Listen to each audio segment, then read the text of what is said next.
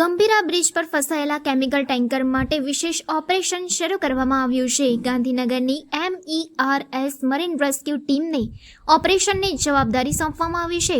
પોરબંદરની વિશેષ સેલ્વેજિંગ કંપની તરફથી રેસ્ક્યુ પ્લાન તૈયાર કરવામાં આવ્યો છે. બ્રિજ પરથી ટેન્કર ઉતારવા માટે pneumatic airbag, hydraulic strand, Jack જેવા આધુનિક સાધનોનો ઉપયોગ કરવામાં આવશે. બ્રિજના 900 મીટર દૂર હંગામી કમાન્ડ ઓફિસ સ્થાપિત થઈ છે. ટેન્કરને સલામત રીતે બહાર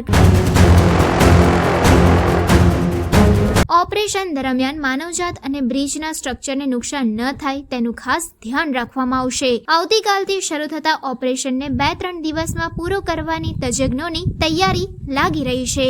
ગંભીરા બ્રિજની દુર્ઘટના પછી જે એક ટ્રક ત્યાં ફસાયેલું છે, આ ટ્રકને ત્યાંથી રેસ્ક્યુ કરવા માટે પોરબંદરના વિશ્વકર્મા ગ્રુપની MERC marine emergency response centre, જે સમગ્ર ભારતમાં મરીન સેલ્વેજિંગના એક્સપર્ટ છે, આ લોકો તરફથી આખો રેસ્ક્યુનો પ્લાન તૈયાર કરી દેવામાં આવ્યું છે. સમગ્ર ઓપરેશન બ્રિજથી 900 મીટર દૂર રિમોટલી એમના જ્યાં એક ટેમ્પરરી ઓફિસ સેટ કર્યું છે ત્યાંથી સમગ્ર ઓપરેશન થવાનું છે.